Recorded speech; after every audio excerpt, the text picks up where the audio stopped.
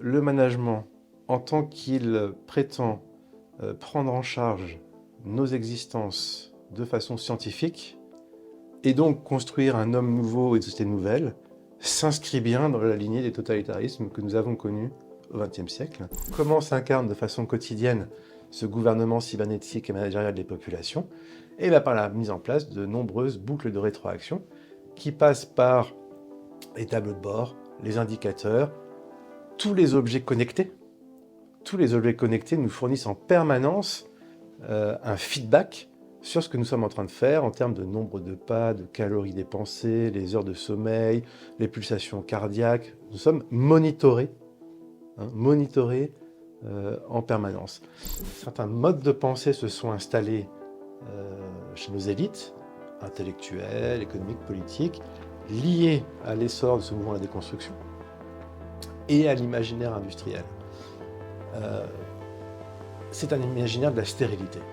Je crois que comme nous avions une figure particulièrement marquée du pouvoir centralisé, issu de la tradition papale, relayée par les rois et un régime présidentiel, que le management met en crise cette représentation quasi millénaire, et nous nous retrouvons dans une situation d'orphelinat, si vous voulez, par rapport à ce centralisme, qui nous plonge dans cette situation maniaco-dépressive.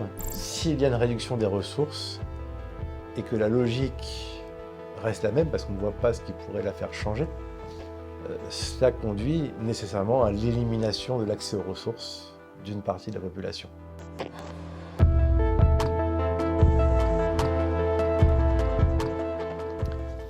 Baptiste Rapin, bonjour. Bonjour, Bienvenue à Crépuscule. merci pour votre invitation. Baptiste Rapin, vous êtes philosophe, essayiste, auteur de nombreux ouvrages sur la question du management, et notamment ses diverses influences sur la société. Votre dernier ouvrage s'intitule Les enjeux anthropologiques du coaching. On reviendra sur ce point du coaching au cours de l'entretien. Mais d'entrée de jeu, j'aimerais vous poser une question. D'ailleurs, je me la suis posée en fait en réalisant cet entretien, en préparant. La plupart des personnes ont entendu parler du management, sans doute de management toxique dans leur quotidien ou dans leur travail. Or, vous expliquez que quasiment tous les maux de notre société sont dus au management. Je caricature évidemment votre pensée. Est-ce que vous pouvez nous expliquer en quoi le management est un mouvement totalitaire et en quoi il met en péril l'humanité? Une façon de rentrer directement dans le sujet. Tout d'abord, je dirais que la plupart des personnes sont en contact direct avec le management, puisque dans une société managériale, nous y reviendrons, chacun est en position soit d'être managé, soit de manager, soit les deux. Et cela crée une situation où, en fin de compte, chacun a son petit avis sur la question du management, et notamment de ce que doit être un bon manager, sans réfléchir, par exemple, à l'utilisation exagérée du terme de management, qui désormais désigne tout exercice de responsabilité, au détriment d'autres termes comme celui de direction, d'administration, de gestion, ou même de responsabilité. Tiens. Bon. Les personnes qui souhaitent s'informer vont dans les librairies et tombent tout d'abord sur des ouvrages prescriptifs. Savoir coacher son équipe, être un bon leader, manager une équipe, piloté par les valeurs, piloté par la confiance, piloté par les tableaux de bord. Oui, généralement, c'est le rayon développement personnel. Alors, il est à côté du rayon management. C'est vrai que les deux communiquent, et on aura l'occasion de reparler du coaching qui, justement, opère cette synthèse entre le New Age et le management. Tout cela est un amoncellement de langage insignifiant et pourtant performatif.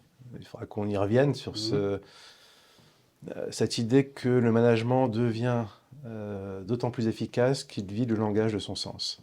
Bon, à la fois le langage quotidien et le langage plus évolué.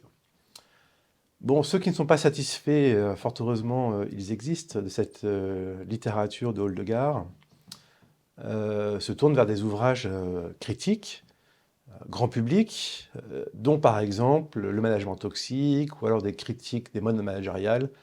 Récemment, il y a eu l'apparition d'un ouvrage intitulé Bullshit Management.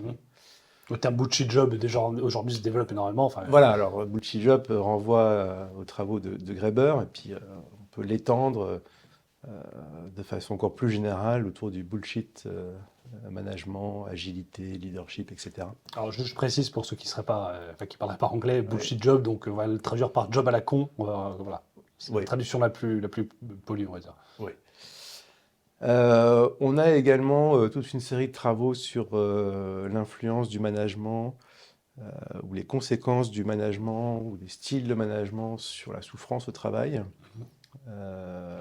Ce qui donne reconverti d'ailleurs dans la langue managériale les risques psychosociaux. Là, on a un exemple de travestissement du langage par le management. Alors pourquoi est-ce que je prends ce détour pour vous montrer les différentes façons qu'a le grand public de rentrer en contact avec le management? Parce qu'on l'envisage qu'à partir du prisme de ses effets. Soit parce qu'on vise l'efficacité, je suis manager, ma mission c'est de remplir mes objectifs, donc je vais chercher des méthodes, des recettes, des matrices, des process, etc. Soit j'envisage l'autre face de la médaille, ce que les anglo-saxons appellent le dark side, le côté obscur du management. Et là, je vais m'intéresser aux questions de la transformation des métiers, bullshit job, de la souffrance au travail, de l'épuisement professionnel, etc., etc. Mais ce qui reste finalement voilé, c'est la nature même de ce qu'on appelle management. Or, il y a un enjeu ici philosophique fondamental, c'est que puisqu'on désigne tout ce qui se passe dans une organisation par le terme de management, pouvoir le définir de façon stricte permet de penser l'autre du management et de pouvoir observer que, fort heureusement, il y a d'autres façons d'exercer des responsabilités que celles qu'on devrait appeler strictement management, qui est issue d'une tradition américaine bien précise, et on en reparlera ultérieurement. Alors j'ai dit que le management, que nous vivons dans une société managériale, si je le formule de façon plus sociologique, le management est un fait social total. Pour reprendre l'expression de Marcel Mauss, ça veut dire qu'il touche l'ensemble des institutions de notre société, de la famille à l'entreprise, de l'association à l'État, etc. Mais dire qu'il est un fait social total ne revient pas encore à dire que c'est un fait totalitaire. C'est-à-dire qu'il y a quand même encore un saut logique, conceptuel et politique entre la totalité et le totalitarisme. Alors tout ce que je vais dire à présent s'éclairera dans la suite de l'entretien, mais disons que le management, en tant qu'il prétend prendre en charge nos existences de façon scientifique, et donc construire un homme nouveau et une société nouvelle, s'inscrit bien dans la lignée des totalitarismes que nous avons connus au XXe siècle.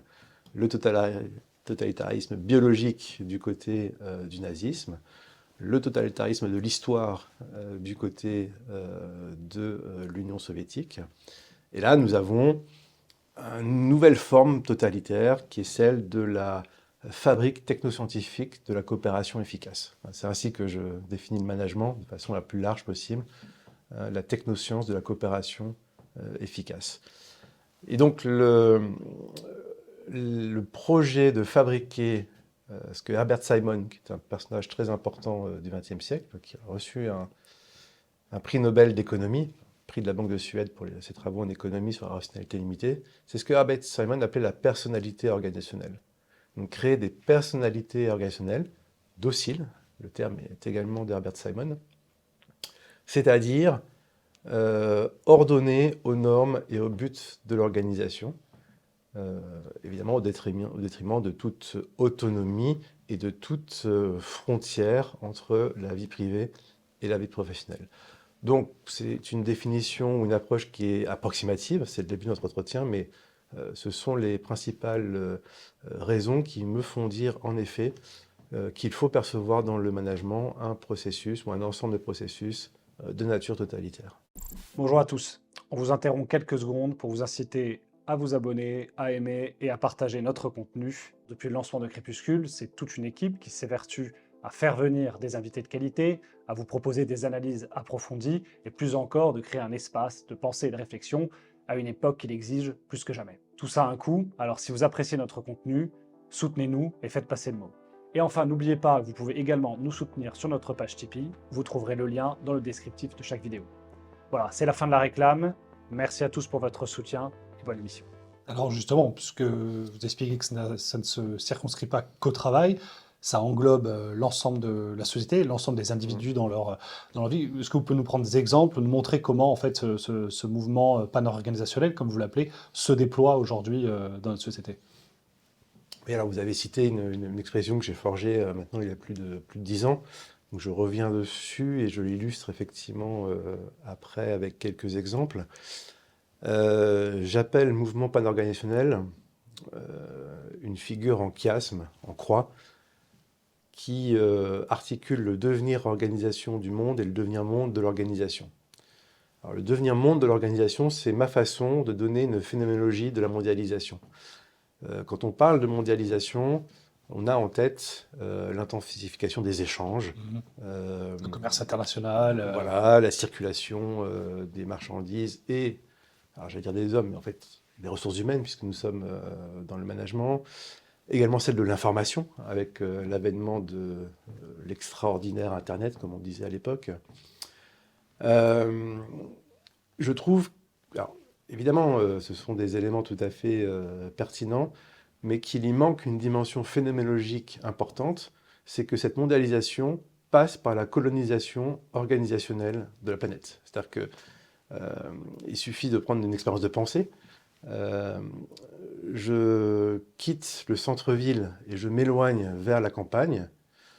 Si je fais cette expérience il y a 50 ans et si je la fais maintenant, on voit bien que la frontière du béton, qui est la forme matérielle de l'organisation, ne fait que reculer.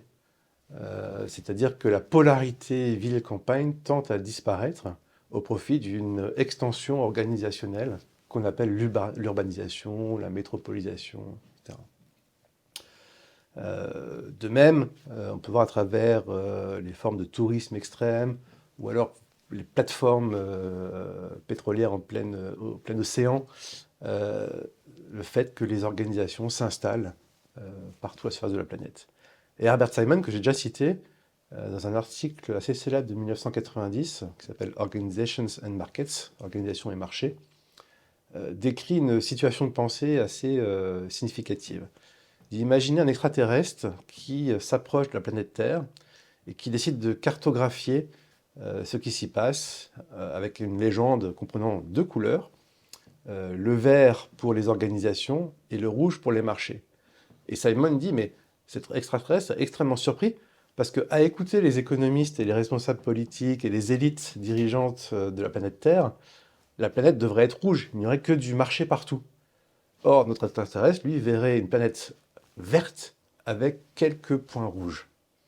Façon de dire que nous vivons bien sur une planète recouverte d'organisation. Et moi, je rajouterais ce que Simon n'a pas vu, c'est qu'on peut considérer le marché lui-même comme une organisation, parce qu'évidemment, il n'est pas une génération spontanée. Donc ça, c'est le devenir monde de l'organisation. Mais à côté de cela, il y a le devenir organisation du monde qui revêt là une dimension non plus spatiale ou spatio-temporelle, mais proprement métaphysique, dans la mesure où il n'existe plus d'autre forme d'organisation collective ou de structuration collective, je vais éviter d'utiliser ce mot organisation, que l'organisation. Toute entité collective, tout collectif, toute communauté humaine, tout rassemblement d'hommes prend aujourd'hui la forme de l'organisation, ce qui nécessitera certainement un petit peu après de définir plus précisément ce que j'entends par organisation. Alors là, on peut prendre plusieurs exemples, puisque c'était votre question. Une expérience de pensée. Le réveil sonne, c'est le matin, 6h, 6h30, 7h, et vous êtes un petit peu fou, vous posez la question, combien d'organisations ont dû intervenir pour rendre cette situation possible? Et juste dans votre téléphone, là, combien y a-t-il eu d'organisations en jeu? Mais ce smartphone, là, il est sur une table de nuit. Et cette table de nuit est à côté d'un lit, etc. Et j'étends. Et en fait, on se rend compte qu'il y a un maillage organisationnel de nos vies. C'est un nouvel infini en réalité. Un nouvel infini parce que c'est indénombrable. Deuxième expérience de pensée, ou plutôt observation, comment se déroule une vie humaine aujourd'hui? Une naissance dans une maternité, et j'ai envie de dire qu'on est même né avant notre naissance à travers l'échographie, un dispositif techno-organisationnel. Naissance dans une maternité, crèche ou assistante maternelle agréée par la protection maternelle de l'enfance, école maternelle, école primaire, enfin tout le cursus scolaire, avec toutes les activités extrascolaires, le travail dans une organisation, ou alors, si on peine à trouver un emploi, là aussi il faut être vigilant, ce terme emploi, hein, c'est-à-dire une utilisation de nos ressources humaines, eh bien on est pris en charge par une organisation pour trouver un emploi. Du berceau jusqu'au cimetière, en gros, c'est ça le. Voilà, jusqu'au cimetière, effectivement, qui gère ce qui reste de nous. Donc c'est un fait unique que l'intégralité de notre vie soit prise en charge par les organisations et que nous sommes impuissants à nous en extraire, ou quasiment impuissants à nous en extraire. Et cela reviendrait à finalement vivre en toute autonomie à 1000 lieues d'une ville, ce qui est évidemment un cas extrêmement rare. Alors, un dernier exemple, qui est un exemple personnel, qui avait lancé mes réflexions sur cette managérialisation de la société, c'est la découverte des travaux de ma petite fille quand elle était à l'école maternelle en petite section, et qu'elle était revenue avec son classeur et ses différentes activités. Et je voyais, alors même que je dirige depuis maintenant 15 ans un master de ressources humaines, en haut de chaque fiche, objectif à atteindre, compétences à développer. Alors ça m'a interloqué parce que cela signifiait qu'on appliquait des méthodes, mais directement, de ressources humaines, en l'occurrence de gestion prévisionnelle de l'emploi et des compétences, à des enfants de 3 ans. Et allant sur le site du ministère de l'Éducation pour comprendre cette logique, je découvre qu'ils sont en train de préparer leur employabilité pour une future insertion sur le marché de l'emploi. Bon, et ainsi de suite, jusqu'aux montres connectées, où on va s'auto-manager pour devenir plus efficace, bon, etc. etc. Donc voilà ce qu'est le mouvement pan-organisationnel, la prise en charge par l'organisation de l'intégralité de nos existences, du début à la fin, et quelle que soit l'activité concernée. Un autre signe, et je termine ma réponse par ceci, c'est que si le management est exigence ou impératif de performance, il n'y a qu'à voir que la performance est économique, sociale, écologique, sportive, technologique, sexuelle, médicale, etc., pour voir à quel point le management s'est infiltré dans l'ensemble des activités de notre société. Et pour autant, on pourrait vous rétorquer que, d'une certaine manière, la quête d'efficacité, ou même simplement l'organisation, elle est inhérente à toute communauté qui veut se structurer, qui veut persévérer dans son être. Elle est obligée de mettre en place des process, justement, pour être efficace. Oui, alors c'est là que je combats cette forme d'anachronisme, au sens où cela reviendrait à dire, oui, mais toutes les sociétés se sont toujours organisées. Hein, quand je dis que notre société est frappée par ce mouvement pan-organisationnel, oui, mais toutes les sociétés sont toujours organisées. Nous vivons dans une société de l'information, oui, mais toutes les sociétés ont toujours communiqué. Ce qui est d'ailleurs le discours du marketing. Parce que quand on enseigne le marketing aux étudiants, on commence par la présentation d'une anthropologie naturaliste qui est celle des besoins de la nature humaine. Généralement, qu'on fonde sur une interprétation de la pyramide de Maslow. Enfin, bon. Et on a dit, mais regardez, en fait, l'iPhone, c'est exactement comme les signaux de fumée des Indiens. Ça permet de communiquer. Bon, ce qui est évidemment le degré zéro de la réflexion et de la culture générale. Un minimum de lecture en histoire, en anthropologie, permet de comprendre que ce type de raisonnement ne tient pas la route. Il y a des questions de rupture et de seuil, en fait. Alors, de rupture et de seuil, mais surtout de mode d'organisation ou de structuration, je vais dire ça comme ça, profondément différents. Ce qui caractérise les sociétés humaines avant la société industrielle, la nôtre, société industrielle, capitaliste et managériale, c'est l'institution de la vie. C'est-à-dire que parce que vous avez parlé de sociétés qui persévèrent dans leur être. Donc moi, je le dis de la façon suivante, les générations s'enchaînent parce que il y a l'institution de la raison de vivre, qui passe par un discours fondateur, que Pierre Legendre appelle la référence, avec un grand R, sur lequel s'adossent des normes sociales, politiques, culturelles, relayées par le monde institutionnel, ses liturgies, ses cérémonies, etc. Autrement dit, l'efficacité passe au second plan derrière cette dépense. Je fais référence ici à Bataille, la notion de dépense. Cette dépense improductive au sens où elle ne produit pas des effets directs, mais elle a une fonction anthropologique majeure qui est celle de la perpétuation de la société à travers l'enchaînement des générations.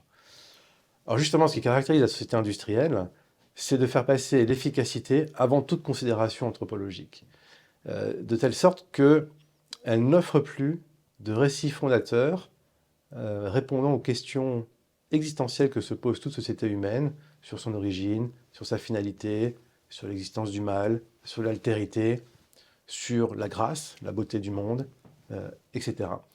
Et donc, on peut considérer, ou je considère, qu'il y a un lien direct entre cette carence anthropologique de la société industrielle et managériale et ce qu'on appelle, je pense trop rapidement, perte des valeurs ou crise des repères, mais qui se traduit concrètement par l'incapacité des sociétés développées à atteindre le seuil de renouvellement des générations. Alors, on va revenir justement sur comment l'entreprise tente en partie de répondre à ces questions Oui. existentielles. Mais avant ça, j'aimerais juste venir sur une question, en fait, pas de terminologie, mais généralement, si dans la société capitaliste dans laquelle nous sommes, la plupart des penseurs du capitalisme définissent le management justement comme un dispositif, un moyen qui permet de mieux organiser le travail, d'être plus rentable et donc d'assurer cette quête de valeur entre guillemets, parce qu'il faudrait définir tous ces termes-là. Mais en gros, pour vous, d'une certaine manière, l'organisation intègre la question du capital, c'est-à-dire que ce n'est pas simplement le management n'est pas simplement un dispositif mis en place par le capital pour accroître les profits, pour faire Oui. simple. Bah là, je m'inscris dans une tradition de pensée qui ne date pas d'aujourd'hui. Raymond Aron dans ses leçons, 18 leçons sur la société industrielle. Alors, je précise Jacques Ellul, donc penseur de la Ouais, technique, entre autres. voilà. Et bien d'autres ont établi, surtout qu'ils vivaient à l'époque d'un monde bipolarisé, fragmenté entre d'un côté le bloc occidental et de l'autre le bloc soviétique, bien montré que la société industrielle traverse en réalité les deux blocs, et finalement ce serait une erreur d'associer capitalisme, économie de marché, libéralisme et management, et de l'autre communisme, abolition de la propriété privée, et existence d'un autre mode par exemple un mode égalitaire d'organisation du travail. C'est une erreur parce que l'impératif de productivité en fait touchait les deux blocs, et ce qui sous-tendait l'utilisation de méthodes d'optimisation tout à fait similaires, et ces méthodes on les appelle management. Alors, un exemple peut être donné par le livre de Robert Linhart, qu'il a publié en 1976, et qui s'intitule Lénine, les paysans, Taylor, dans lequel Linhart est un philosophe politique marxiste, et il explique très bien dans cet ouvrage que Lénine était absolument fasciné par le taylorisme, qu'il est certainement l'un des premiers admirateurs de Taylor. Juste en une phrase précisée, Taylor et le Taylorisme, à quoi ça Ouais, renvoie? j'en J'en reviens prie. dans un instant. Ouais. Et qu'il a pour développer la puissance économique et donc géopolitique de l'Union soviétique, importé les méthodes tayloriennes dans les usines et les ateliers russes ou soviétiques, en éliminant dans un premier temps les contremaîtres, puisque les contremaîtres exercent une verticalité qui n'est pas compatible avec l'idéologie communiste qui est horizontale et égalitaire, mais se rendant compte au bout d'un an de l'inefficacité de cette méthode, a réintroduit les contremaîtres. Et on voit bien ce qui caractérise le management, c'est le pragmatisme est plus important en réalité que toute idéologie, y compris même celle communiste. Alors, Taylor,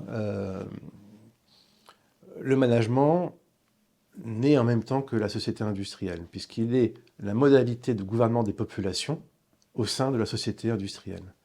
Donc il s'élabore d'abord de façon empirique tout au long du XIXe siècle avant de se systématiser sous l'effet évidemment du progrès scientifique, à la fois dans les sciences dites dures, mais également dans les sciences dites humaines. Et l'ingénieur Frédéric Winslow Taylor, qui était ouvrier, contremaître, qui s'est formé par les cours du soir, est devenu ingénieur, puis consultant, a offert la première synthèse voilà, d'un siècle de management qui paraît en 1911. Ce sont les principes du management scientifique. Et cette synthèse est importante parce que elle invite à réfléchir au fondement du management, comme l'indique le titre. Principe de management scientifique. Taylor ne se borne pas à donner des méthodes. Il veut poser le socle philosophique à partir duquel l'édifice du management peut être construit. Alors, je ne peut-être pas plus pour l'instant, mais Taylor rationalise l'activité en vue de la performance, et ce sont ces méthodes que Lénine, mais aussi Goebbels, si je prends l'exemple cette fois-ci du national-socialisme, vont mettre en œuvre. Alors pour revenir sur cette emprise de l'organisation, parce que vous parliez effectivement du berceau jusqu'au cimetière, ça va également de l'État qui aujourd'hui, parce qu'on pourrait dire, oui, mais il y a encore un État qui est présent. Vous montrez justement que c'est une institution qui est devenue, qui a été, comment dirais-je, pris dans cette logique de l'organisation. Est-ce que vous pouvez incarner ça à travers d'autres exemples, de l'État jusqu'à l'individu, comment nos mentalités, nos représentations sont changées par cette approche organisationnelle? Alors je pense que c'est le moment peut-être de préciser ce qu'il faut entendre par organisation, Oui, pour effectivement. réaliser à quel point nous sommes pris dans cette logique, ou ces logiques, ou ces processus organisationnels de façon quotidienne et de façon permanente. L'objection, je l'ai déjà dit, je la rappelle, qui peut être formulée, c'est toutes les sociétés se sont toujours organisées. Cette objection, comment dire, prend appui sur une équivocité. Elle laisse croire qu'il suffirait d'ouvrir le dictionnaire et d'aller à la page organisation pour comprendre la phrase « les sociétés se sont toujours organisées » ou la phrase « nous vivons dans une société managériale et organisationnelle ». Alors précisément, l'organisation telle que l'entend le management est un concept issu de l'histoire des idées scientifiques. Et donc on ne peut pas trouver sa signification dans le dictionnaire. Donc s'il y a un point de méthode qui est absolument essentiel et que nos auditeurs doivent retenir, c'est celui-ci, c'est que le management est une science, et en ce sens, les mots qu'il manie sont des concepts scientifiques, en tout cas issus de l'histoire des idées scientifiques. En l'occurrence, le concept d'organisation apparaît à la fin du XVIIIe et au début du XIXe siècle lors de la constitution de la biologie moderne. C'est-à-dire quand les savants quittent le registre de l'histoire naturelle, qui consistait à classer le vivant selon des caractères visibles, pour fonder la biologie qui, elle, analyse l'intériorité du vivant à la fois dans son fonctionnement et sa structure. Et l'organisation, c'est justement ce couplage entre le fonctionnement et la structure, exactement comme une entreprise. Donc l'analogie va très vite s'étendre, notamment par un personnage absolument essentiel qui est Saint-Simon. Saint-Simon était lecteur de Lamarck, notamment, de Cuvier, c'est-à-dire tous ces savants qui ont justement introduit le concept d'organisation. Et Saint-Simon va opérer le déplacement de la biologie à la sociologie. Et la deuxième grande étape, ce sera la cybernétique. Et une grande partie de mes travaux portent sur ce moment fondateur du management contemporain et de la société contemporaine. Nous sommes au milieu du XXe siècle. Le concept est bien établi en biologie, et en médecine même, je pense à Claude Bernard. Les cybernéticiens vont y ajouter la seconde loi de la thermodynamique, c'est-à-dire la loi de l'entropie, qui désigne la tendance de l'univers à s'indifférencier de façon progressive. Ils vont y ajouter l'essor de toute la théorie de l'information et des télécommunications qui émergent dans les années 1920 pour définir l'organisation comme une boucle de rétroaction. C'est ce qu'on appelle en anglais un feedback. Le fameux feedback. Le fameux feedback, qui, vous voyez, est un concept scientifique rentré dans la langue populaire du management. Parce que quand on entreprend quelque chose, on dit à son manager, ou le manager nous dit je vous ferai un feedback. Bon. Alors, cette boucle de rétroaction, encore une fois, on est en pleine cybernétique, mes années 40, dans un groupe de travail interdisciplinaire, réunis lors des conférences dites Macy, tout d'abord en 1942 et ensuite entre 1946 et 1953. On y trouve des Norbert Wiener, mathématicien, baccalauréat à 12 ans, doctorat à 18, postdoc avec Russell à Cambridge. On y trouve John von Neumann, auteur d'un traité de mathématiques de la physique quantique encore tout à fait valide, créateur d'un des premiers ordinateurs, fondateur de la théorie des jeux. On y trouve Gregory Bateson, anthropologue, et sa femme, Margaret Mead. On y trouve Kurt Lewin, jusqu'en 1947, date de sa mort, qui est le père de la conduite du changement, comme on le dit aujourd'hui, et le fondateur de la psychologie sociale. Donc quand je dis groupe interdisciplinaire, en fait, il faut s'imaginer qu'on a placé des sommités dans leurs domaines respectifs ensemble, et que ces génies se sont posé la question, qu'avons-nous de commun? Et ce qui est finalement ressorti, si je le dis de façon simple, c'est la boucle de rétroaction. La boucle de rétroaction est ce qui est commun à la biologie, aux sciences physiques, aux sciences de la communication, à la sociologie, et évidemment, on va venir au management. À cette boucle de rétroaction, concrètement, comporte 4 phases qui sans cesse se renouvellent. L'émission d'une finalité. Par exemple, je veux régler la température de cette pièce sur 20 degrés. Donc cette émission de finalité enclenche une action, ou un ensemble d'actions. Donc ici, c'est la chaudière qui va mettre en branle un certain nombre de processus mécaniques. Et la grande nouveauté de la cybernétique se situe ici, c'est dans la 3e phase, c'est l'évaluation de l'action au cours de son processus. C'est-à-dire que plutôt que d'évaluer l'action une fois qu'elle a été réalisée, donc faire une évaluation a posteriori, l'évaluation se fait au cours du processus et elle résulte dans une analyse des écarts entre le résultat obtenu à l'instant T et la finalité qui a été posée, de façon à pouvoir, c'est la 4e phase, réduire les écarts. Donc réajuster, prendre des mesures dites correctives. Et cette analyse des écarts et ces mesures correctives constituent un phénomène qu'on appelle apprentissage. Donc dire cybernétique, boucle de rétroaction, apprentissage ou encore pilotage, je vais y venir, tout cela est exactement la même chose. Pourquoi je dis pilotage? Parce que cybernétique vient du grec kubernétike, qui désigne l'art du pilotage d'un navire, et a été traduit en latin par gobernatio, gouvernement. Donc en fait, cybernétique, pilotage, gouvernement sont strictement synonymes et désignent la conduite d'un ensemble d'hommes, pris collectivement ou individuellement, par des mécanismes de rétroaction. Et donc une fois qu'on a dit ça, on peut répondre à votre question, c'est comment s'incarne de façon quotidienne ce gouvernement cybernétique et managérial des populations, et bien par la mise en place de nombreuses boucles de rétroaction qui passent par les tableaux de bord, les indicateurs, tous les objets connectés.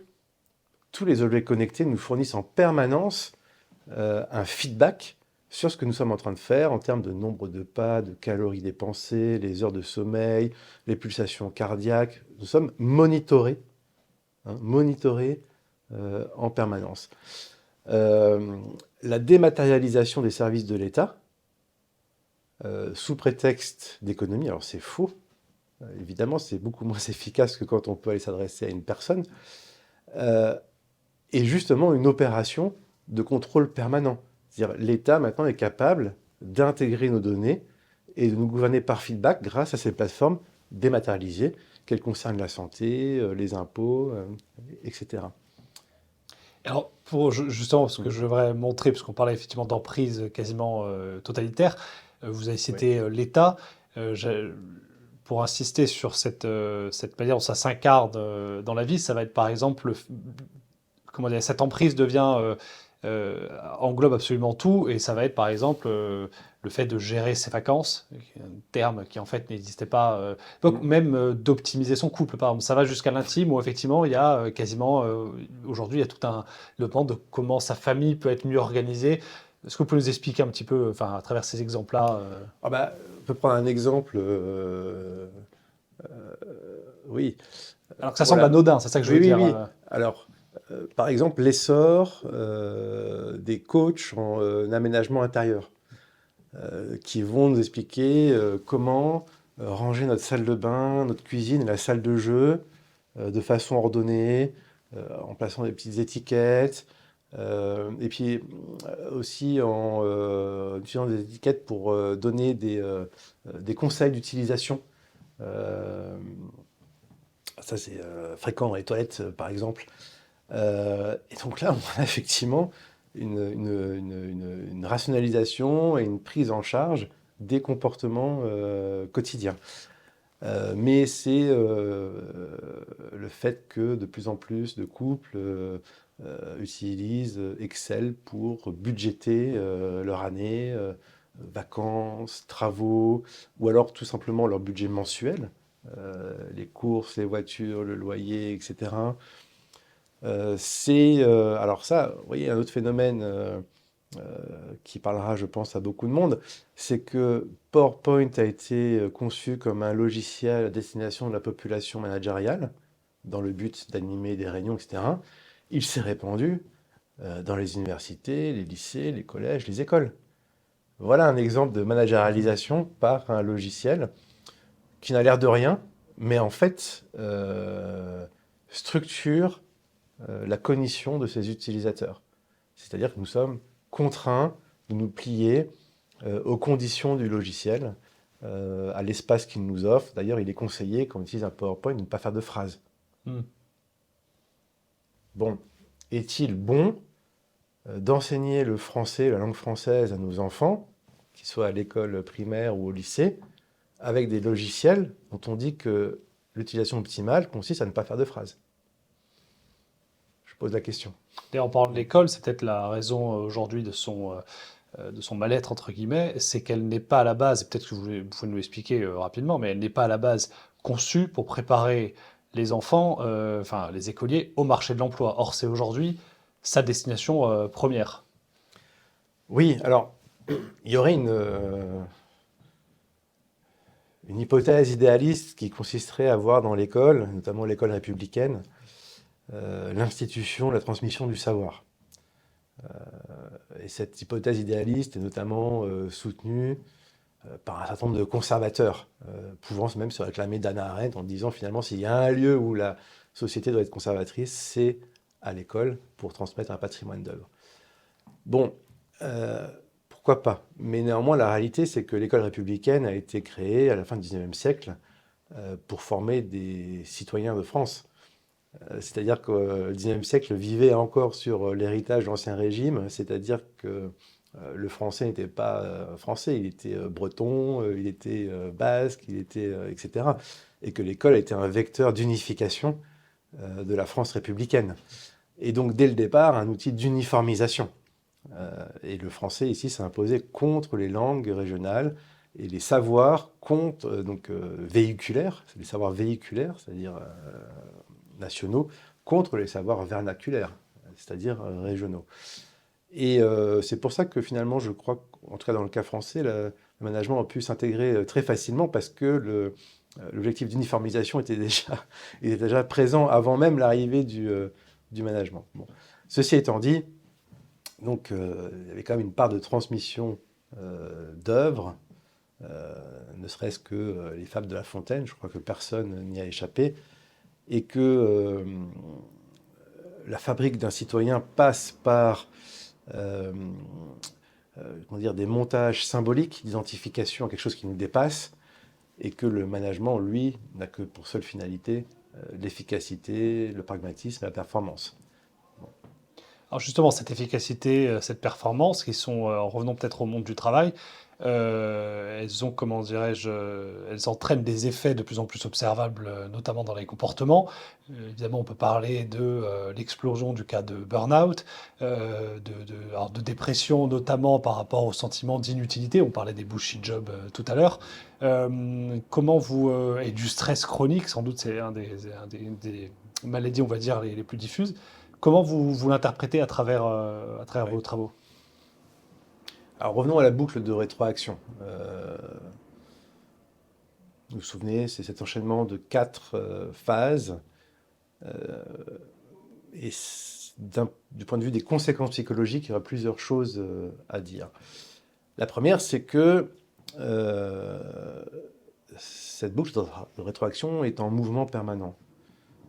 C'est-à-dire que la cybernétique, comme toutes les sciences modernes, sont héritières de la révolution galiléenne, c'est-à-dire l'univers ne connaît pas le repos.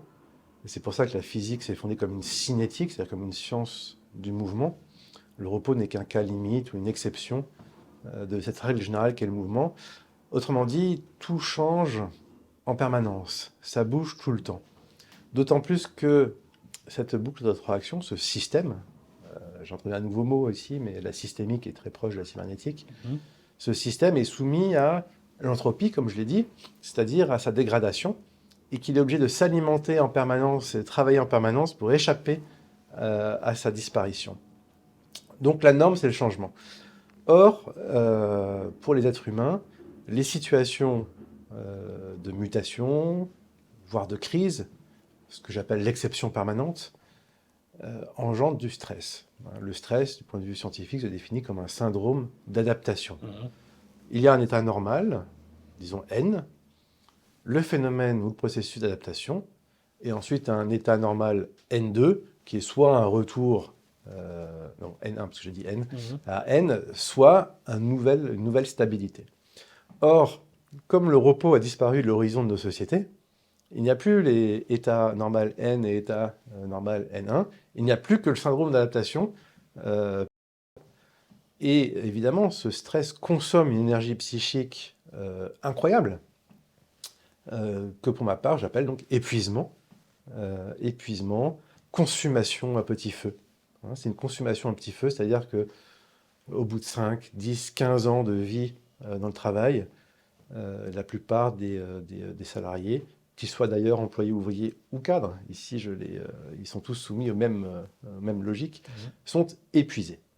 D'autant plus que cette logique de la rétroaction ne concerne pas que leur vie professionnelle. Elle est également en place quand ils rentrent chez eux le soir et le week-end. Donc, stress permanent. Ça, c'est un premier point. Épuisement par adaptation. Et il faudrait revenir d'ailleurs sur ce vocable d'adaptation qui montre bien la conception animale, si ce n'est bouchère, du management.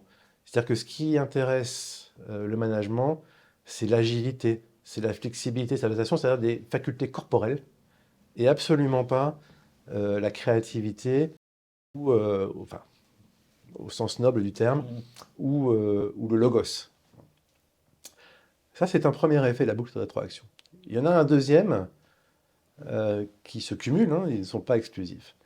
Si on observe bien le fonctionnement de cette boucle de rétroaction, on s'aperçoit qu'elle alterne les phases informationnelles et les phases énergétiques. Quand une finalité est émise, là on va se passer dans le cadre du travail, mais ça vaudrait à la fois pour le thermostat, mais aussi pour le corps humain et le programme génétique, et aussi pour l'ordinateur. Euh, c'est une information qui est transmise, par exemple, sous forme d'une feuille de route comprenant un certain nombre d'objectifs à atteindre, que ce soit de la réduction de turnover pour des ressources humaines, ou une augmentation de part de marché pour le marketing. Enfin, bref, Mhm.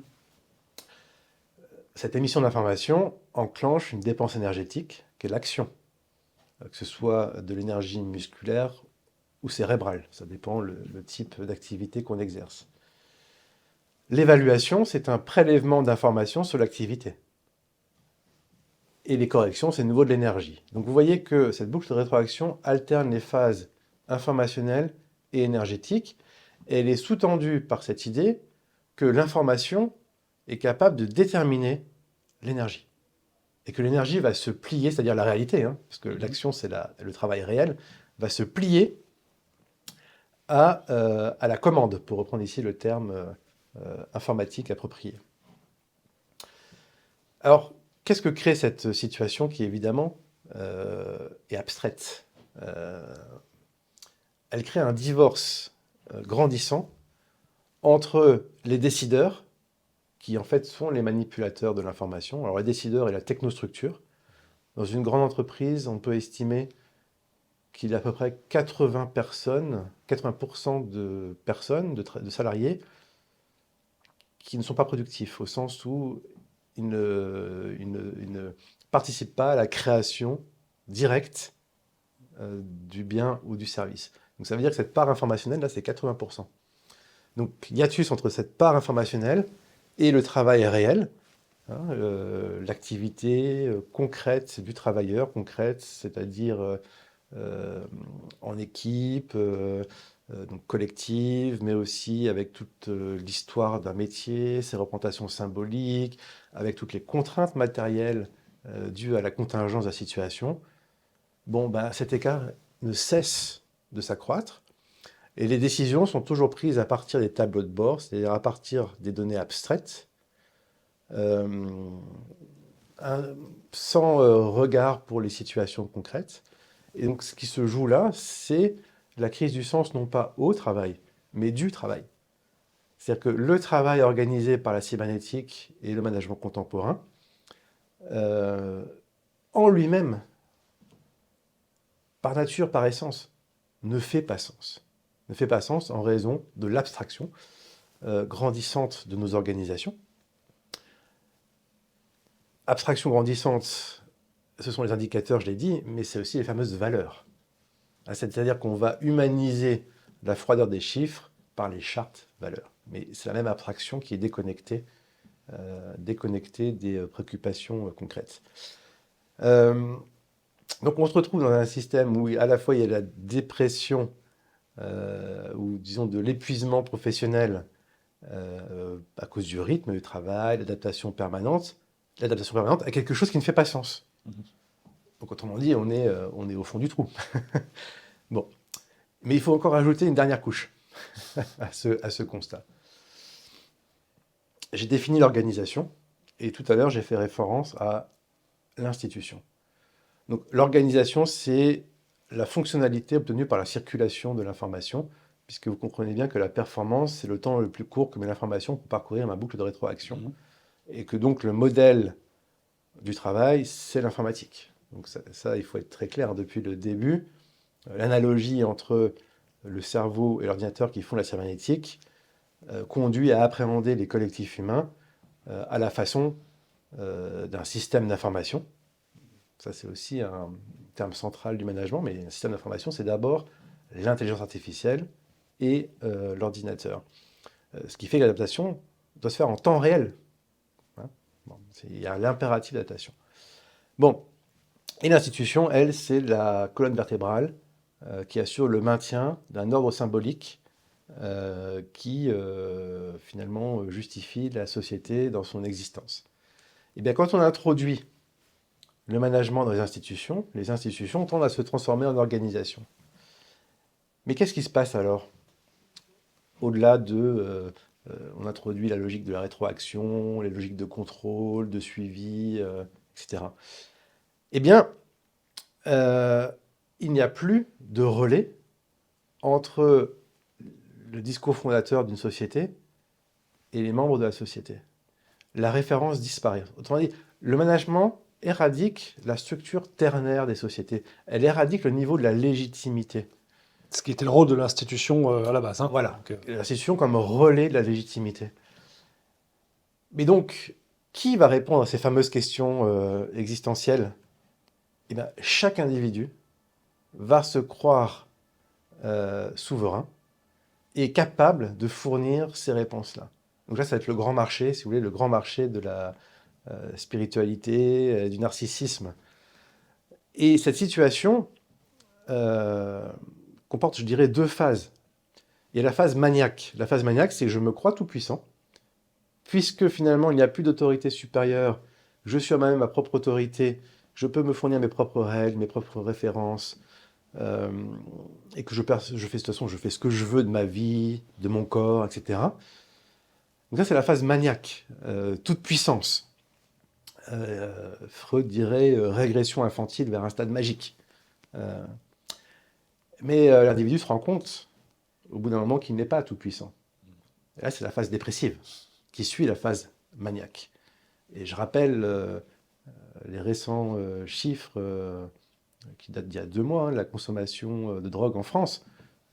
5 millions de consommateurs de cannabis, 1 million de cocaïne, 750 000 d'héroïne, 750 000 de LSD, etc. Je rappelle que la France est le plus grand consommateur d'anxiolytiques au monde, par tête d'habitant.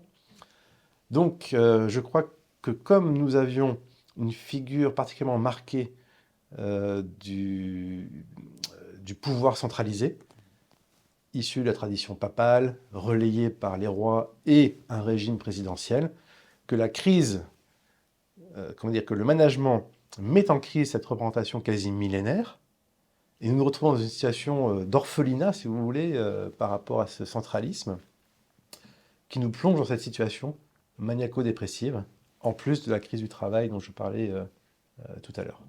Alors, vous expliquez justement que cette quête d'efficacité, d'une certaine manière, ne répondait pas pour l'ensemble des gens aux questions existentielles, mais il s'avère que l'entreprise a trouvé la solution miracle d'une certaine manière, parce qu'il y a des gens qui ont évidemment pensé à ça, c'est comment faire de l'entreprise justement un lieu, comment dirais-je, de relais de cette religion qui a disparu.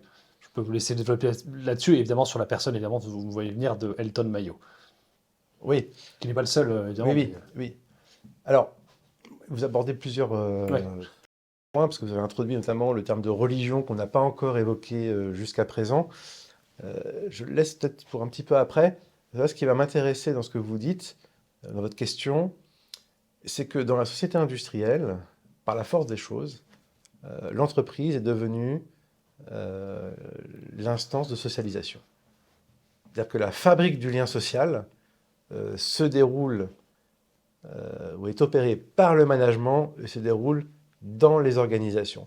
Donc il ne faut pas sous-estimer ou réduire le management simplement à des techniques, des méthodes, des tableaux, des process, c'est vrai, mais il y a tout le volet comportemental issu du behaviorisme anglo-saxon, qui appartient aussi à la tradition managériale, qui a sa propre discipline, qui s'appelle comportement organisationnel, quand on étudie les sciences de l'organisation, comportement organisationnel, et dont le rôle est la prise en charge de ce lien social. Et il y a un sociologue qui est Ferdinand Tönnies qui avait parfaitement perçu cela. C'est un sociologue qui est à cheval sur le 19e et le 20e siècle, qui a écrit un livre qui vraiment a fait date, Communauté et société, dans lequel il oppose finalement deux idéotypes, mais qui correspondent également à un enchaînement historique d'organisation sociale. La communauté qui est fondée sur des liens affectifs, organiques, chauds, et donc on y perçoit finalement la société pré-industrielle, celle de l'Ancien Régime en France, qui est d'abord cette communauté organique incarnée dans la famille, et ensuite, deuxième étape, par la corporation, par la paroisse, etc. L'arrivée de la société correspond finalement à l'imposition d'une logique contractuelle en raison de l'arrivée de l'individualisme. Ce qui réunit deux individus, c'est la rencontre froide et calculée de leurs intérêts, et ces intérêts se formalisent dans un contrat, donc passage de la communauté à la société. Mais rajoute Tönnies, et c'est là que je crois qu'il avait parfaitement saisi à la fin du 19e siècle ce qui était en train de se jouer, c'est que la société moderne ne peut pas reposer simplement sur des atomes, les individus.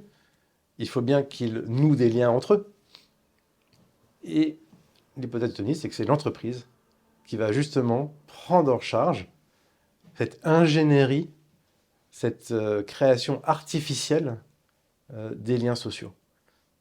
Donc, dans la société industrielle, l'institution de référence, je mets des guillemets parce que le terme est ambigu, quand on parle de l'entreprise, mais l'institution de référence, c'est l'entreprise, si bien qu'elle est le lieu de la socialisation, mais aussi le modèle finalement de toutes les autres organisations de la société. Alors, évidemment, cette fabrique du lien social va se faire selon l'image de l'homme que se fait le management. Et c'est là que vous avez cité Elton Mayo, c'est là qu'intervient Elton Mayo, qui est le père de l'école de relations humaines. Donc, si vous ouvrez un manuel d'histoire du management, ce sera incontournable de voir, après la présentation du taylorisme, celle de l'école de relations humaines, comme ayant constitué un progrès, car ces psychologues industriels, dans les années 1920-1930, ont mis le doigt sur le facteur humain, c'est-à-dire le besoin de considération, sur les effets de groupe, etc. Bon.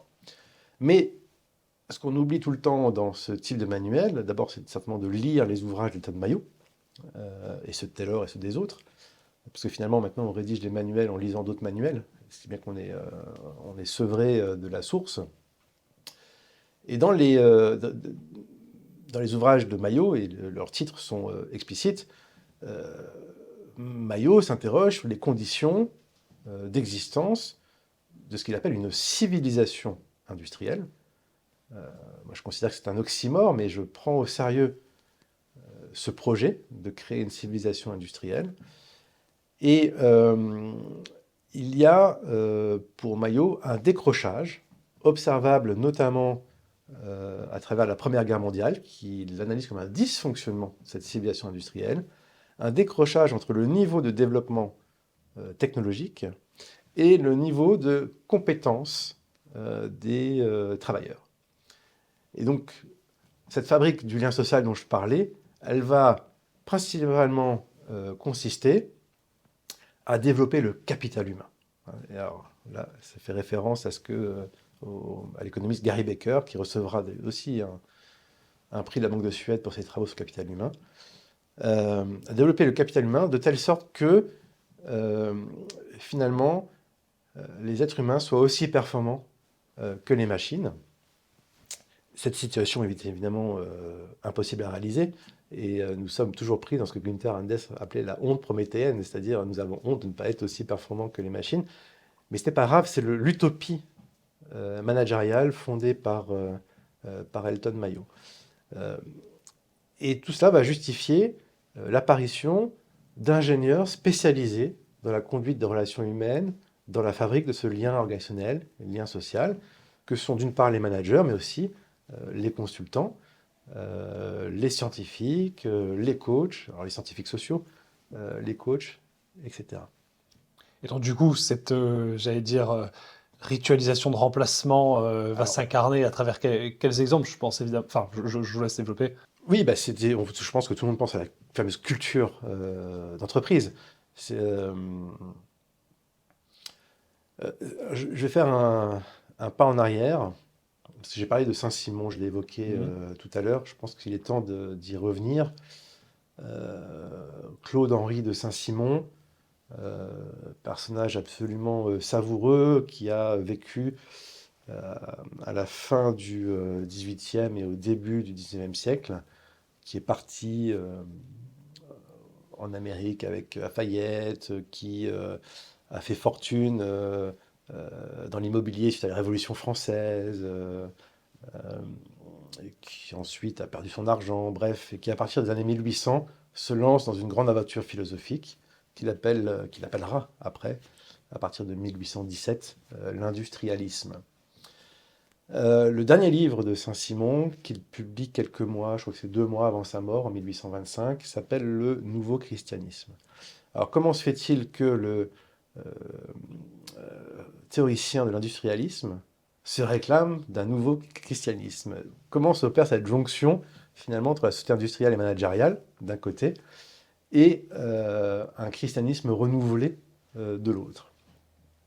Eh bien, Saint-Simon s'inscrit dans l'histoire politique de l'Occident qui, depuis la réforme grégorienne, a introduit une césure nette entre le pouvoir temporel et le pouvoir spirituel. Alors, je ne reviens pas là-dessus, mais disons que les historiens du droit insiste sur ce moment charnière où se constitue le pouvoir pontifical à travers la naissance du droit canon euh, et par ricochet, les États-nations qui vont prendre l'Église pour modèle. Euh, Saint-Simon relie l'histoire récente à travers cette dualité et il considère que si, dans l'ordre spirituel, la révolution a bel et bien eu lieu, parce que Galilée et Newton ont damé le pion à Thomas, Thomas d'Aquin, d'Ascot, etc. Dans l'ordre temporel, ce sont encore des métaphysiciens, selon l'expression de Saint-Simon, qui gouvernent. En fait, la Révolution française, c'est une affaire de juristes, c'est une affaire d'avocats. Et ces avocats-là, bon, ils parlent, mais ils n'agissent pas. Ils n'agissent pas. Donc la révolution sera totale et la société industrielle pourra advenir, non seulement quand la science aura remplacé la théologie, mais quand les hommes d'affaires auront remplacé les légistes et les avocats, les hommes de droit. Bon. Et vous voyez donc, articulation, légitimité, temporalité. Et cette société industrielle a un objectif, dans cette articulation science-économie ou science-management, ça va être de réaliser la coopération, c'est-à-dire la fraternité dans les usines. Et c'est en ce sens que le christianisme, enfin débarrassé des institutions, c'est-à-dire de l'Église, mais aussi de l'Écriture, parce que les protestants ont critiqué la médiation du magistère, il y avait encore la médiation d'un livre, les Écritures. Bon, pour Saint-Simon, qui a été fortement influencé par les puritains et les quakers qu'il a rencontrés aux États-Unis, en Amérique, dans les années 1780, il ne doit plus rester aucune médiation. Et donc la coopération doit se faire directement entre les travailleurs, prise en main par des spécialistes de cette histoire, les futurs managers, les futurs consultants, qui sont donc en charge de l'avènement d'un christianisme enfin réalisé, fraternité universelle dans l'efficacité. Et on voit comment s'installe un discours qui est à la fois une critique du libéralisme, en ce sens où l'individualisme libéral relève finalement de logiques égoïstes, mais déjà s'écarte de l'idée même de lutte des classes, puisque les intérêts des patrons et des ouvriers convergent dans cette coopération efficace. Ce sera le grand thème de la gouvernance, c'est-à-dire de la coopération généralisée, et ce n'est pas un hasard si Saint-Simon est le premier à proposer une constitution européenne, en 1813, je crois, 1813-1814. Voilà, donc ce nouveau christianisme doit passer non seulement par la science, mais également par la mise en scène de la science, la mise en scène du pouvoir scientifique. Et c'est là que, je reprends à l'autre bout de la scène, on va voir affluer dans le management tout un vocabulaire religieux qui prend racine dans le New Age, le Nouvel Âge, développé dans les années 1960. Dans les années 1960, certains scientifiques, j'ai cité Abraham Maslow tout à l'heure, il en fait partie, Carl Rogers, Gregory Bateson, que j'ai également cité dans la conférence Messie, et d'autres, des poètes, des écrivains, je pense à Kerouac, se réunissent en Californie, à Esalen, pour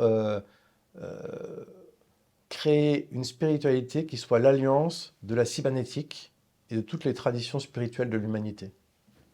Et de là va sortir le nouvel âge, et aujourd'hui, à travers des techniques, alors décontextualisées, donc on ne se rend pas compte de cette origine, mais la programmation neurolinguistique, l'analyse transactionnelle, un tas de techniques de respiration, visualisation, méditation, qui vont donner lieu, dans les années 70 jusqu'à aujourd'hui, à des théorisations à propos du leadership transformationnel, le leadership charismatique, à propos voilà, de la culture d'entreprise comme moment d'effervescence collectif autour de valeurs. fameuses valeurs. Et donc, on voit l'infiltration, mais ce n'est pas ce n'est pas accessoire. En fait, ça fait partie du management que de faire appel à une dimension spirituelle, mais non instituée. Non instituée. C'est une dimension spirituelle instrumentalisée en vue de créer une personnalité organisationnelle. Et donc, cette spiritualité instrumentalisée ne répond pas aux grandes questions dont je parlais tout à l'heure, parce qu'elle est entièrement tournée vers l'individu et son développement, et non pas vers quelque chose qui le dépasse. Dès le début de la société industrielle, l'idée de fluidité va s'imposer. Oui. Vous avez évidemment cité Saint-Simon, qui va être beaucoup marqué à l'époque par la découverte de la circulation du sang de William Harvey. La question que je me suis posée, c'est la plupart des projections aujourd'hui nous annoncent un avenir de disponibilité énergétique incertain, on va dire, avec notamment des problèmes de ressources. Est-ce que ces à-coups qu'on nous prévoit, ou même ce ralentissement éventuel, risquent de porter atteinte à l'avenir du management, justement, et à ce devenir organisation du monde? Alors, vous avez raison, la société industrielle impose l'image du réseau contre celle de l'arbre, pour le dire de façon dichotomique. L'arbre comme élément naturel, vertical, et symbolisant la distribution des places et la hiérarchie, ou en tout cas la hauteur, à la fois dans oui, et aussi la profondeur. Et le réseau, qui est l'image artificielle, on pense tous associer révolution industrielle et chemin de fer, qui s'étend à l'infini, alors que l'arbre, lui, a une place limitée, sur le plan horizontal, et distribue les places pour faciliter la circulation. Et tout cet imaginaire technique du réseau s'est mis en place, en effet, à partir du XVIIe siècle. Alors, il y a eu la découverte par Harvey, 1628, de la circulation du sang, mais en même temps, toute une ingénierie des canaux, et donc de la circulation fluviale qui se met en place. C'est des grands chantiers aussi menés par les rois de France pour irriguer les jardins, les châteaux, bon, etc. Évidemment, cet imaginaire du réseau va s'incarner à merveille dans l'économie politique, qui influencera Saint-Simon, considérer un pays comme un circuit économique où doit circuler l'argent prioritairement. Et de l'image du réseau chez Saint-Simon jusqu'à la boucle de rétroaction, on est dans cette même histoire de ce que Zygmunt Bauman appelle la société liquide, qui est à la fois une liquéfaction et possiblement une liquidation. On peut également faire référence aux analyses d'Armut Rosa sur la modernité comme époque dynamique, c'est-à-dire qui ne cesse de changer en s'accélérant. Vous posez la question des limites à cette logique accélérationniste. L'issue que je peux envisager, elle est extrêmement darwinienne en fait.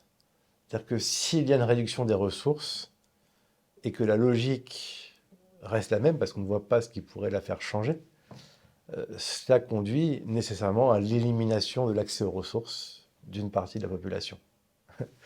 Donc la logique, c'est pas que je m'en fais l'apôtre, mais si je me fais le ventriloque du management, sa logique est malthusienne, elle est darwinienne, et donc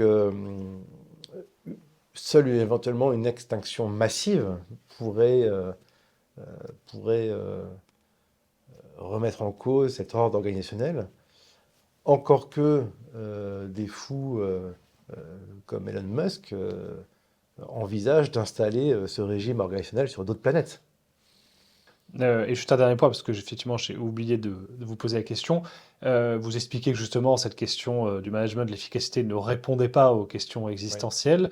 Ce qu'on peut imaginer, une société justement saine qui fonctionne sur ce dogme d'efficacité. Alors, de cette manière, vous avez répondu que non, mais Bah, parce que c'est ce qu'on nous prédit, hein, c'est ce qu'on nous impose de croire. oui. Bah, encore une fois, là je reviens à ce que Pierre Legendre appelait le principe généalogique. C'est-à-dire que, euh, contrairement aux animaux, les êtres humains ont besoin d'une raison de vivre pour se reproduire, parce que nous sommes des êtres de langage. Là, faudrait revenir en fait sur cette idée que le langage nous introduit immédiatement dans l'univers du sens et de l'exigence du sens. Par exemple, quand un bébé naît, ses parents et les adultes autour attribuent immédiatement du sens à ses cris. Euh, donc nous avons besoin de ce sens pour vivre. C'est parce que nous sommes les animaux, des animaux langagiers. Mais le sens est institué, il ne dépend pas de nous. Si je reprends le cas de ce bébé, le langage lui préexiste quand il arrive, et le monde autour de lui lui préexiste. Donc ce sens est institué. Or, la destitution qui est entreprise par le management en mettant en place la logique organisationnelle dans toutes les institutions a pour résultat l'affaissement de cette raison de vivre qui se traduit dans l'ensemble des nations développées, et pas qu'occidentales. Le Japon est concerné. On peut également faire un comparatif entre les pays du Maghreb et voir le taux de natalité en fonction du degré de développement. C'est assez instructif. Donc il y a un lien fort entre l'effondrement de ces raisons de vivre, c'est-à-dire du sens collectif nécessaire à la reproduction de l'espèce humaine, et les faibles taux ou les difficultés à atteindre le seuil de renouvellement des générations. Je crois que chez nos voisins allemands, on est à 1,3, c'est-à-dire qu'on est Mm. très très loin du 2,1.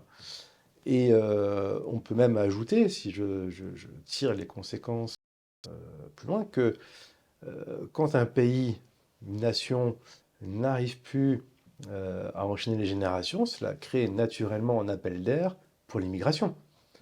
Vous voyez, c'est pas, alors là, ça me permet d'aborder ce sujet, c'est pas la population immigrée qui remplace la population dite de souche, c'est en fait l'épuisement des sociétés développées qui ménagent un espace pour l'immigration dans un monde conçu pour la circulation. Une image du réseau que on vient de voir. Oui, alors puisqu'on parlait de l'avenir, est-ce que, et ce sera sans doute ma dernière question, une réinstitutionnalisation est envisageable? Est-ce que vous y croyez? Moi, je dirais qu'il n'y a pas d'autre issue qu'un acte fondateur. C'est-à-dire que le management nous conduit ou nous plonge dans le nihilisme le plus total. Comme disait Nietzsche, le désert croît, il ne cesse de croître. C'est la dévastation. La dévastation, c'est étymologiquement le devenir sable, donc le désert. La dévastation, le désert croît. Dans le désert, il n'y a plus rien de fertile. Ce qui m'amène d'ailleurs à un autre point, c'est que, je fais une petite parenthèse si vous voulez bien avant de répondre à votre question, parce que Deleuze a fait l'apologie du désert. Gilles Deleuze, philosophe de la déconstruction, et que tous les philosophes de la déconstruction ont mis à mal les analogies de la fertilité, celle de l'arbre dont je parlais tout à l'heure. Pour le rhizome notamment. Voilà, exactement, en remplaçant la racine qui s'installe, enfin qui plonge, et donc qui est une image de la verticalité par le rhizome qui lui s'étend de façon horizontale. Alors les spécialistes ne sont pas tout à fait d'accord, mais en tout cas c'est l'interprétation qu'en donnent Gilles Deleuze et Félix Guattari. C'est aussi la critique de l'image de l'édifice et de l'architecture par Derrida. Donc, le terme déconstruction est directement lié à cette critique, parce qu'il est évident que l'édifice ou le temple ou la cathédrale, c'est dans l'ordre de la civilisation ce que l'arbre est dans l'ordre de la nature, une certaine assise et un élan vers le ciel. Et que ce faisant, ces philosophes ont contribué à légitimer l'imaginaire de la fluidité, de la liquidité, du réseau et du management. Alors ça, c'est aussi tout un aspect de mon travail, de montrer cette complicité, non pas accidentelle, mais tout à fait essentielle, entre le mouvement de la déconstruction et le triomphe de l'imaginaire industriel et managérial. Et donc si le désert croît, pour revenir à votre question, c'est aussi parce que certains modes de pensée se sont installés chez nos élites, intellectuelles, économiques, politiques, liés à l'essor de ce mouvement de la déconstruction et à l'imaginaire industriel. Euh, c'est un imaginaire de la stérilité. Et donc, la réinstitutionnalisation ne peut passer que par une refondation. C'est-à-dire, on n'est plus... vous savez ça, Hannah Arendt avait tiré la leçon de ses lectures de Machiavel. Quand une tradition, dont elle faisait pourtant l'apologie, Hannah Arendt, quand une tradition est épuisée, vient le moment de la fondation. Donc il ne sert à rien de vouloir ressusciter quelque chose qui est mort. Il faut créer. Et là, on est face à ce que Cornelius Castoriadis appelait l'imaginaire social historique. On ne sait pas comment ça va advenir, mais on sait que c'est la seule issue. Et alors, la question désormais qu'on pose à tous nos invités et qui permettra de clore cet entretien, qu'est-ce qui, selon vous, vaut la peine de se battre ou d'être défendu? La fondation. Merci Baptiste Rapin. Merci à vous.